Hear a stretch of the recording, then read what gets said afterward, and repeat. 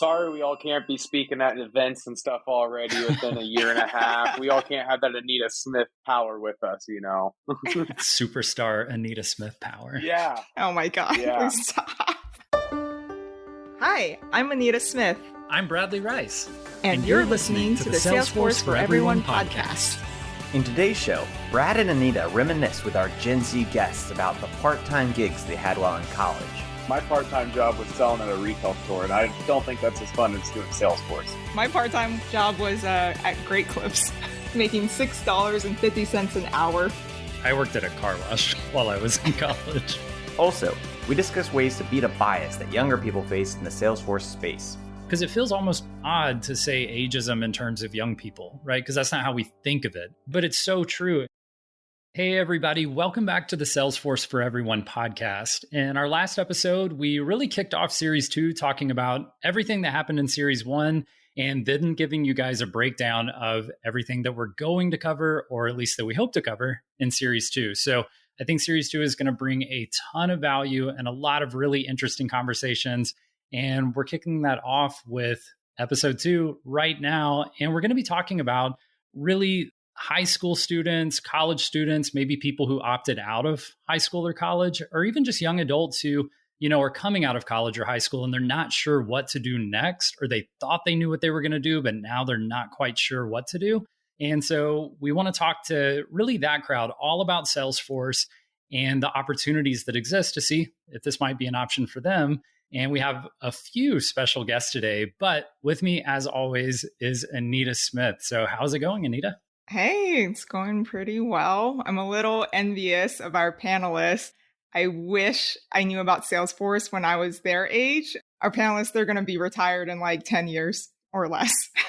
Yeah, that's probably true, especially if they're, we talk a little bit about financial independence, in Series 1. And so I'm sure that most of our active listeners by now know that Anita and I are both big fans of financial independence and really concepts of lifestyle choice. And part of that is early retirement. So yeah, if we were there when we were their age, this 18 to 22 range, yeah, we probably wouldn't be doing the show right now, but we weren't. But yeah, I would love to get some introductions from our guest today. So Tucker Gartner is the first guest we'll introduce. So how's it going, Tucker? Going good. So as Brad said, my name is Tucker Gartner. I did graduate college from a small school here in Nebraska named Concordia University. I graduated the Talent Stacker Salesforce program in about February of 2022, if I remember right, or 2021. If I go back right, it was in 2021 I did that. And since then, I have moved up into a senior Salesforce admin position. I'm 2-time certified by now, looking at my 3rd. Yeah, that's awesome. So you're at about 18 months, 15 to 18 months experience. You've already been promoted, already seen some of those insane pay raises, and just an amazing thing. So that's awesome. All right, let's take it over to Patrick Amos. Tell us a little bit about what you have going on. Hello, my name is Patrick Amos. I've been in Salesforce for about 2.5 years now. I originally got started when I was in high school as a senior, and now I'm halfway through college at this point, and I'm 3-time certified. That's awesome. And you mentioned that you've been in it 2.5 years, started as a high school senior, now you're in college. So just to frame how things are going, are you working full-time and going to college part-time, or is it part and part? Or I guess, could you explain that just a little bit?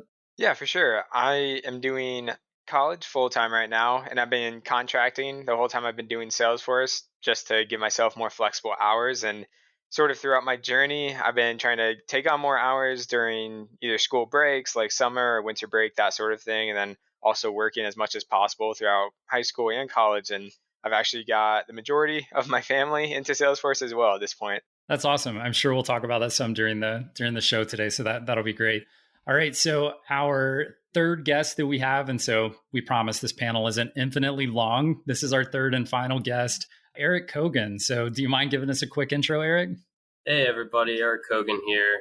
I graduated from a 4-year college called Wheaton College in Massachusetts. Graduated from the Talent Stacker program December 2020. And I am in a Salesforce administrator role, just digging into flows and loving everything about it. All right. So I think to kick things off on this episode, one of the really interesting things is that you all started with Salesforce at an early age. And I think, some of us earlier, I know Patrick mentioned all the way back in high school. And then I think you guys were probably, either in college or right out of college, really thinking about Salesforce and how to get started across the board. So I'd be really interested in how you determined or what advice you would have for listeners on, coming out of high school, or maybe they're early on in college in those first couple of years and they're trying to decide, do I opt for college or do I opt out of college? And can I potentially not go to college and then do a Salesforce career? Is that a safe bet, or is there something I'm missing? So if you guys don't mind sharing, whoever wants to take it first, what would you put into that? And what would you say to people based on your story and your experience, Salesforce first, college, or should we do both? Yeah, I can start here if you guys want then. So I went ahead and went to college, like I said in my introduction there. But one thing that I took out of it, I did take stuff out of college. I was a business administration with a marketing degree. So I had to get a comprehensive understanding of different business models and practices kind of going into it. And I was able to use that as I went into Salesforce leveraging. But through all of my interview processes, none of those have came up in the conversation of how would I use my college degree to leverage this. Everything has always been, so through your Salesforce experience, how have you leveraged this type of situation to come up with this? None of it's been, oh yeah, when you were at college just 2 years ago, how would you use what you learned there to come here? If anything, I think it just showed the ability to learn and put the nose to the grindstone and do that. But a Salesforce certification or 2 certifications, like most of us have here now, can do the same thing. So that's kind of my 2 cents on it. Yeah, I'm going to jump in and say I agree. I think everyone's situation is completely different. For me, I studied business and economics as well. And like you said, I also got a lot out of college. But let's say, everyone in high school and your guidance counselors and your teachers and everybody, your parents are pushing, let's go take out tens of thousands of dollars in student loans at age 17. Well, financially, you're not exactly starting off on the right foot. So if that, is of a concern to you, I would say you're not holding yourself back at all by not doing that. If you're considering whether Salesforce is worth the roll of the dice, I would argue that it would be, and that, like you said, no one's asking about your college experiences on interviews. I would also agree with that. I do think everyone's scenario is completely different from the next person. And for me, it did make sense to go ahead and get started with Salesforce early. I think a lot of people work throughout high school. I know a lot of people work throughout college for sure. So I was just willing to put in a couple of months to get started with Salesforce. And then from that point, I was able to work pretty much the same hours as other people are just in Salesforce and within that ecosystem. And my business degree is going to be data analytics and information systems. So it's kind of like if Salesforce had a degree. But again, I'm looking for that college experience. I definitely want to learn more. And if you're interested in a degree, I would definitely say go for that. But there is nothing stopping you from also doing Salesforce at the same time. So, question, this is for Eric and Tucker. Knowing what you know now, if you could talk to your younger self before you went to college, would you still go to college? I wouldn't be $50,000 in debt if I had to be honest. I would have went to a much more generic college. I wouldn't have went to a private school if I had to go back, looking at the experiences. Do I blame Patrick for wanting to go to college? No, the experiences are great. You're a college kid. And for me, as the middle of Nebraska, nobody cares what you do in your free time. So you could just kind of do whatever and have fun and live that life up if you want to. But looking back at it too, it's like I'm in $50,000 in debt. And it's like, what do I do from here? That's a lot of money in debt. And my first job out of college wasn't in Salesforce. I was doing sales, an inside sales job, making $48K. Like my first year salary wasn't even covering my total debt in college. And if we wanted to talk about financial independence and stuff, like that's just a horrible decision to go into right away, kind of like how Eric was talking. So I would have probably opted for an associate's degree just to get a degree in my name, just to have something there, just to show it. And then I would have went a different route and hopped into Salesforce and not waited so long and hit myself in the head as I look back onto it, as I delayed the joining of Talent Stacker. Yeah, I agree. I probably would have also chosen college as well. I don't think that it's definitely not useless to go to college. It shows that you accomplished something worth putting the time for. But I probably also would have chosen something that might have cost less money and not put me into quite the student debt. I enjoyed my experiences, I didn't learn anything job specific in college, but for example, I met my girlfriend in college. I wouldn't give up that for the world. But just the financial piece, I definitely would do it a little differently, but still proud. Like, I don't know, Eric. I'm sitting here fully jealous of Patrick and what he's doing right now. I'm sure Eric can resonate for that and be 100% on that. It's like he's got the perfect situation figured out. My part-time job was selling at a retail store, and I don't think that's as fun as doing Salesforce. So my part-time job was at Great Clips, making $6.50 an hour while going to college. I worked at a car wash while I was in college, making whatever minimum wage was in 2010 is what I was getting paid. I was watching the athletics varsity uniforms for a work-study job, like basketball jerseys and whatnot. Yeah, imagine getting paid real money like Patrick doing Salesforce contracts. Yeah. And I'm doing consultant work. So I kind of want to pose a similar question to Patrick, because we asked Tucker and Eric, if you could go back in time, would you go to college? And it sounded like the resounding answer was, yeah, but I would have made a more informed decision about how to get, a similar degree or similar output by going to maybe a community college or maybe being more selective about the degree I went for. But with Patrick, it's a little bit different because he got to make this decision already knowing about Salesforce and already having Salesforce in front of him. And if I remember correctly, Patrick, you effectively are getting college, like your tuition is paid for, right? Like you have scholarships or, through the state of Florida, something or other. Could you give us your opinion? And you may not know, but if you had to pay full tuition to go to college, like a lot of people do, how do you think that would have impacted that choice, or what choice do you think you would have made going that direction out of high school? Wow. Yeah. That would probably have changed where I go to college. I think I would probably just stick at community for all 4 years rather than getting my AA and then transferring like what I'm doing now. I've already got my AA and I'm transferring to USF, a state school. But if I didn't have any scholarships or nothing was paid for at all, I was doing full price, in-state tuition, not as bad as out of state. But I don't know. At that point, I feel like the cards would be against me. And in that scenario, I probably would just go full time with Salesforce. I've had coworkers and friends that have skipped college. I also have friends that did college and now they're doing Salesforce full time. So I think getting into Salesforce earlier is definitely beneficial. I was fortunate enough to kind of find it while I was still in high school. And then once I'm out of college here, I'll have more years on my resume and more years of experience and everything. So I think I'm putting myself in a good spot, which is my biggest concern. I'm curious, as you guys were going through your interview process, did you ever run into questions like you being so young or going through college or just graduated? Did that ever come up during your interviews? for me, it did not. So I just went to a senior admin level role, and I had my one-on-one with HR, and we were sitting here talking. I'm like, yeah, I'm so young. I'm only 23. And she stopped me and she said, you're what? She's like, honestly, probably better that they don't know that, because unfortunately, age is a constant barrier. I'm sure Eric sees it. I'm sure Patrick sees it.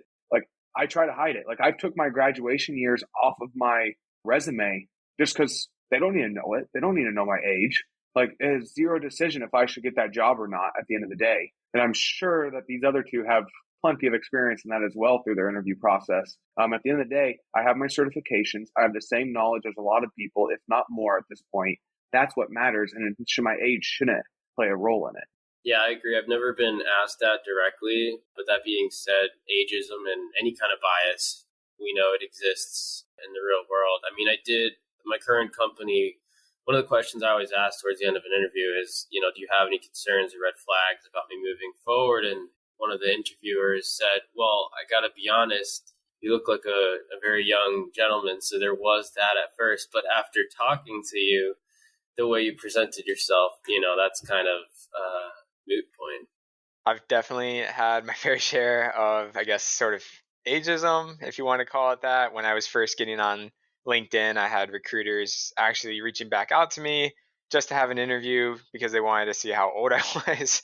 So many of them were just astounded that I was young and trying to get into Salesforce, but then they never took it further than that. They just wanted to actually see how old I was, which is why I kind of initially had to pose my LinkedIn like I was graduating college instead of high school because I just wasn't getting any traction. So I guess I've had my fair share of sort of ageism, but again, at the end of the day, I think experience and certification should take precedence. It doesn't really matter what age I am.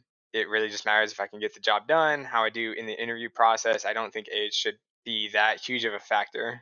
To me, this is like the public service announcement, right? Like to all the listeners right now who are young adults and they're hearing this, they're just nodding along and going, yeah, like it shouldn't matter. But we have a lot of listeners who are not, say, 18 to 25 years old. And they might be managers at companies, or they might be, employers or recruiters or anything in between. And I think when we think about ageism, like I think Patrick said, like ageism, if we want to use that term, because it feels almost odd to say ageism in terms of young people, right? Because that's not how we think of it.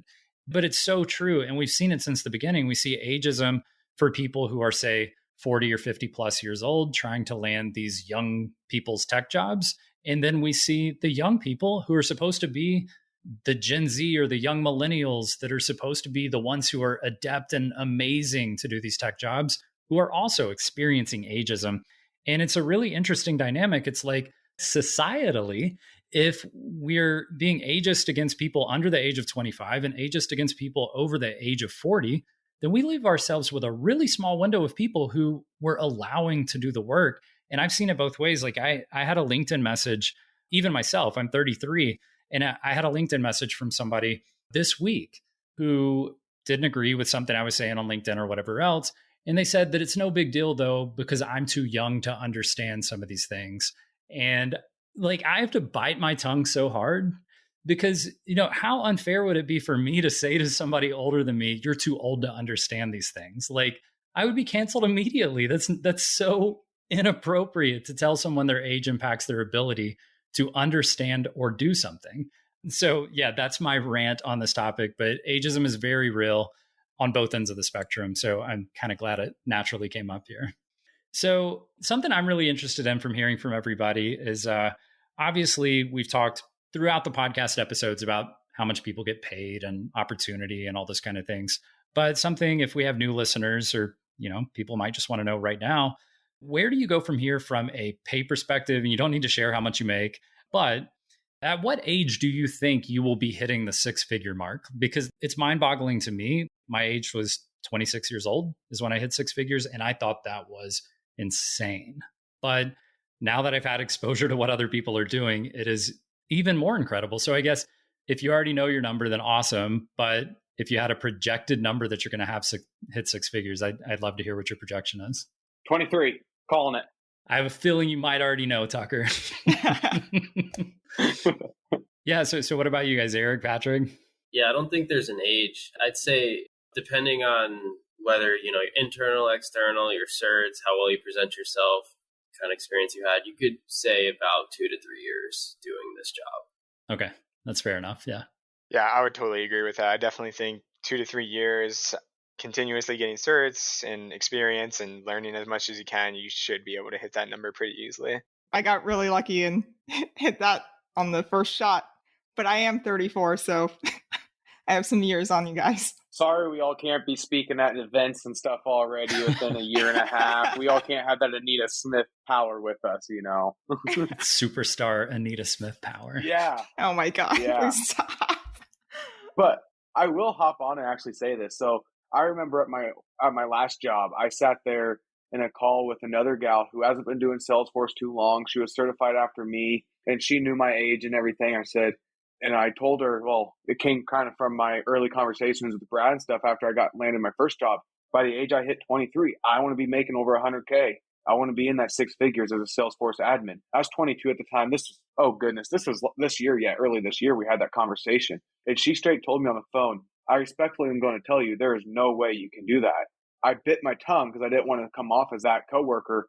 I wanted to tell her, well, you're setting yourself up for disaster if you don't know the market like it is. Because you get that first 2-3 years of experience, kind of like what Patrick and Eric were saying, like the sky's the limit almost at that point with how needed this market is and how desirable these skills are still and will continue to be.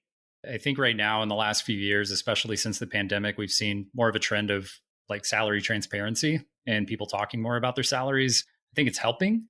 But I still think talking about how much money you make and how much money people are making is relatively taboo. And anytime somebody hears you make more than them, it's, they write it off as a nuance. Effectively, there must be some scenario-based reason that happened.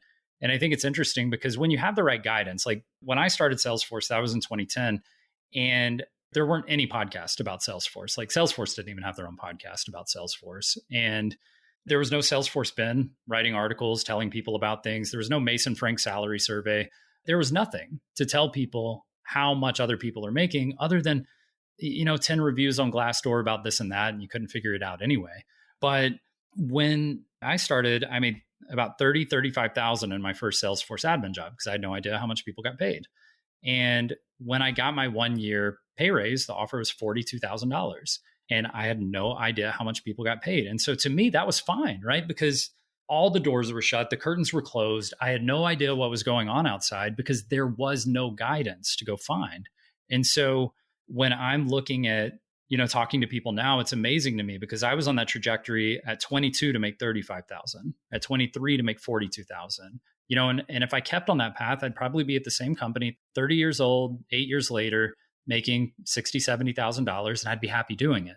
So I think the amazing thing about an opportunity for us all to sit here and talk about in 2 to 3 years, you should be making 100K should be eye-opening. And these are not nuanced situations. These are not scenario-based, Tucker got lucky, Eric's getting lucky, Patrick's getting lucky. Like, it's none of that. It is the fact that that is what the market demands. So if you're listening to this and you've been in Salesforce for 2 or 3 years and you are not making $100,000, you should probably listen. Like, you should probably think, is there someone I should talk to? Should I be taking steps to get to that point? And the answer is yes. And I think the first thing is a difficult conversation with your current employer. All right. So I have a question for y'all. How did your parents react when you told them you're going for this Salesforce career?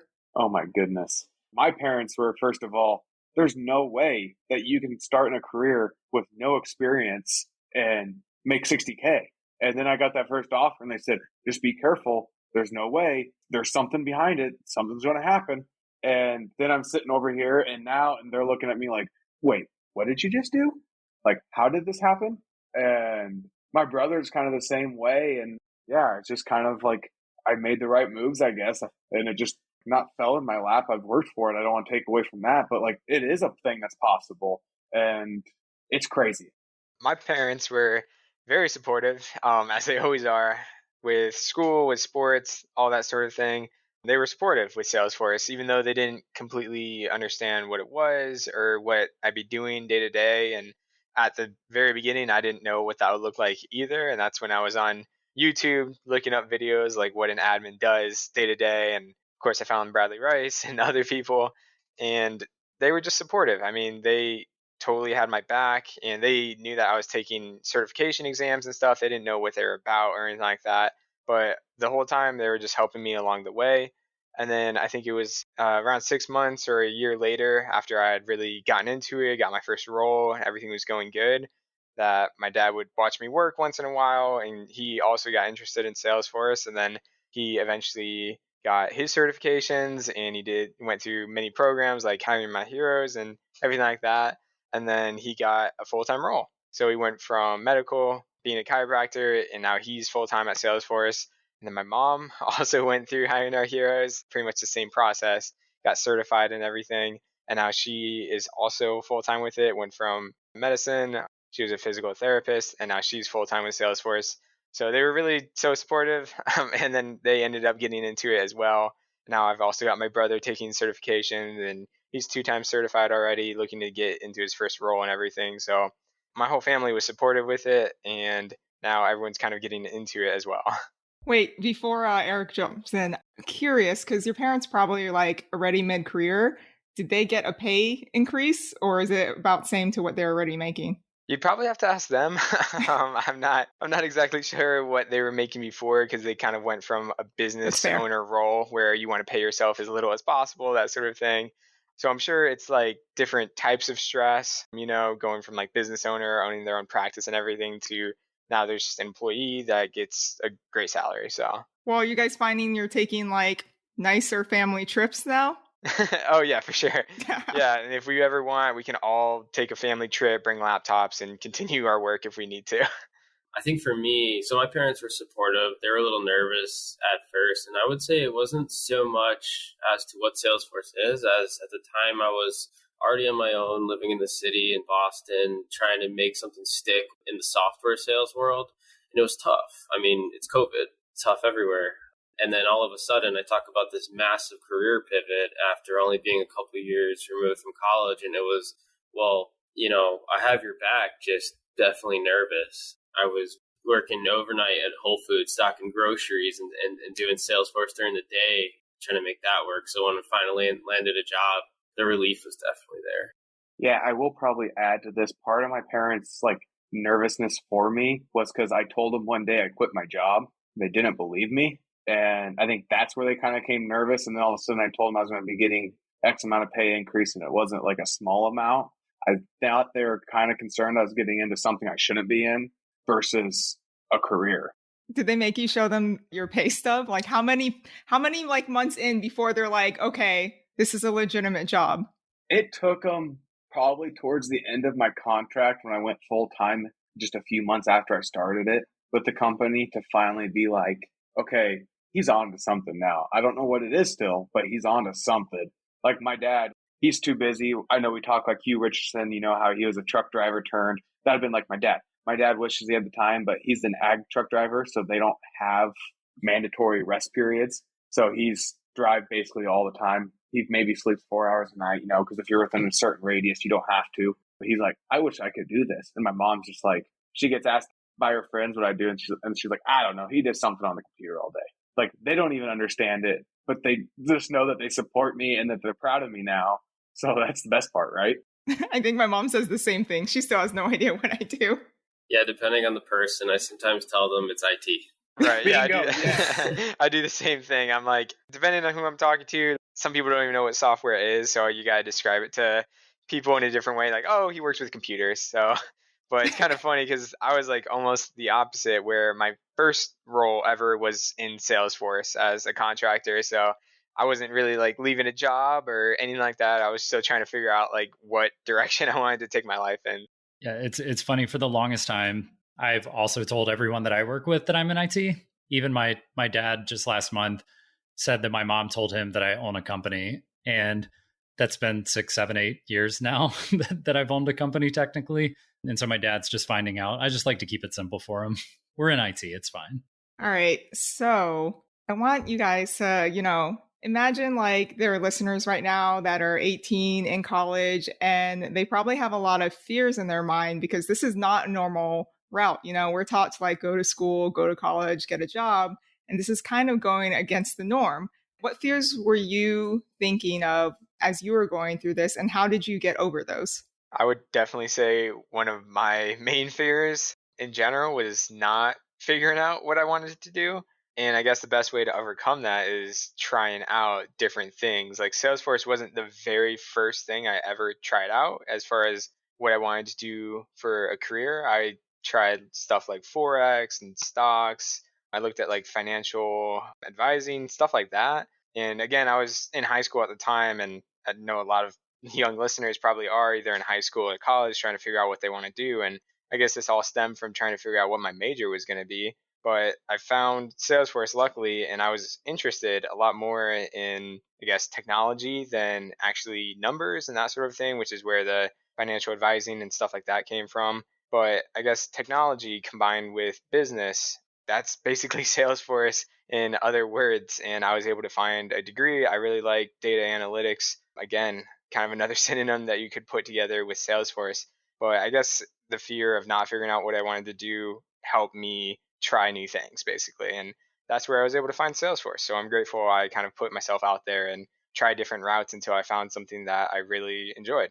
Yeah, that's, it's interesting because I don't think anyone is truly unique when it comes down to like big picture and how we think and how we look at the world. But I will say, I haven't heard a lot of people who thought like you did, Patrick, and think like you do. Like when I met you for the first time, you were just out of high school, sort of in this pivotal moment of what you're going to do. Is it going to involve Salesforce? Or are you going to go to college?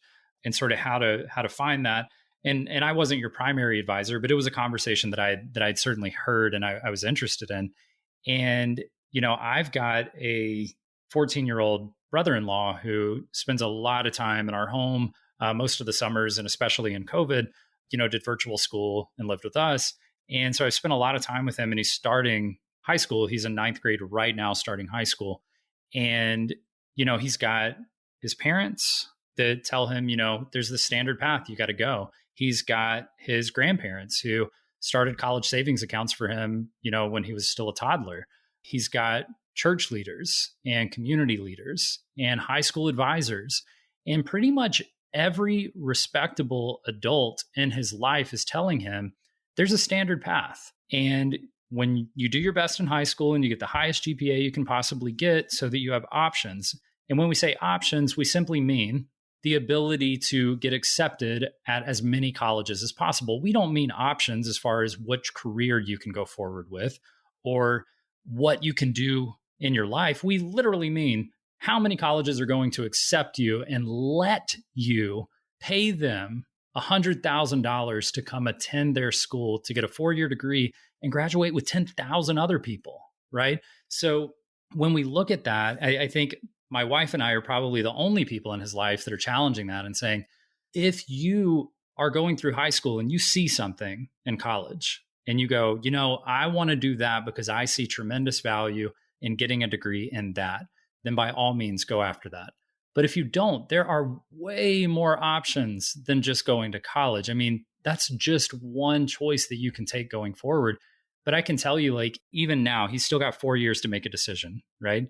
But even now, I can see that, going against the grain, is this potentially too good to be true? Or is my situation so nuanced that it's not repeatable?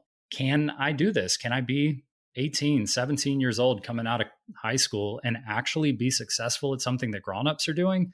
And I think those are a lot of the fears we face. And of course, if he makes a decision not to go to college and he fails, then he just went against the advice of everyone, right? Quote unquote fails. There's no true failure, but quote unquote fails. Whereas if he goes to college and makes the decision and fails, like most college students do coming out of college, nothing's held against you because you went the standard path and failed. So it's not held against you. So I guess those are the fears that I would be having because I see them written all over him. I guess to Anita's point, what advice do you have to kids going through a lot of those, what I would categorize as struggles in making a unique choice in their life, as opposed to doing what their parents did and grandparents did? Yeah, I can take a stab at this one. I think that, and this is very hard to accept as a child and a young adult coming out of high school, going through high school, but just really taking the time to research all the options available to you. And like you said, it's not just what college is. Okay, you might have gotten into that prestigious, maybe an Ivy League or whatever school, and you might go $60,000 in debt.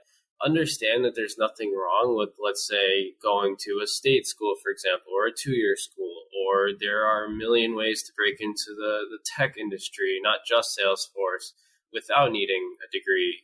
Really just making an informed decision and trying to push back and not letting all the millions of voices, kind of influence your decision.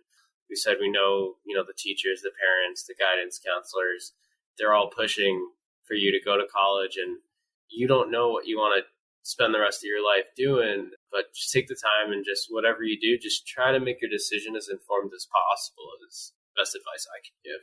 Yeah, so growing up, I had a little bit different. I grew up in a town of 17 people, or 17 was high school graduating class, town of 300 people. I was a first generation college graduate out of my family, both sides. There wasn't a norm. And I look at this, looking back to it, there's no difference between this or somebody wanting to go to hair school, right? Looking back and having that understanding, they're still paying money to go to hair school. I pay $200. I got a Salesforce cert and I'm making 60. ROI just kind of doesn't balance out. And looking into it now, if I was back at 18 years old, kind of if I was Patrick just a few years ago, we'll just go there. Look up ROI of what's my cost to get into this versus what do I get out of it? Or what's my cost to get into this and what do I get out of it here? Looking back at it, you hop on all these college websites and everything, it shows, oh, you had the potential to make this much. Okay, that's a potential. Salesforce, nothing's guaranteed in life. I don't want to get that, but you got a heck of a lot more potential to make it a little bit quicker. And start reaching those and getting that experience and stuff like that a little bit quicker. My grandparents and all of them were go to school, go to school, go to school. And I did. And now, like I said earlier, I'm $50,000-$60,000 in debt, and I have a piece of paper to show for it and a little bit of knowledge in business that's not specific to anything. Like, I thought I was going to come back, work on a farm or sell seed or do precision ag. It's kind of what everybody did. Like, they either went to business or they were precision ag on a farm. And going back and telling everybody back home, I work in Salesforce, they're like, well, you do what? And none of them understand it. But that's the thing. People don't have to understand what you're doing to be good at it. So just have confidence in what you're doing and just do all the research, kind of like what Eric was saying. Yeah. So to summarize, there is another option aside from college and getting yourself in debt. You can get a career without going to college and actually make more money than most people start out after like graduating from college. And there are like tons of free resources out there to get started. We actually have a free 5-day challenge that walks you through the steps to get started in a Salesforce career. Just head over to talentstacker.com/start and sign up there. All right. So thanks everybody for listening in. If you haven't already, make sure to click subscribe on whatever podcast platform you're listening on. And if you don't mind, leave us a 5-star rating, 5 stars only, rating and review. And if you have any questions, be sure to leave those questions in your review, because we're going to be doing a Q&A episode once a month. So stay tuned for those and we will answer your questions on the show. You can also head over to talentstacker.com/voicemail and leave us a voice question and we will answer that on the show. Thanks everyone for listening, and we will catch you next time. Bye.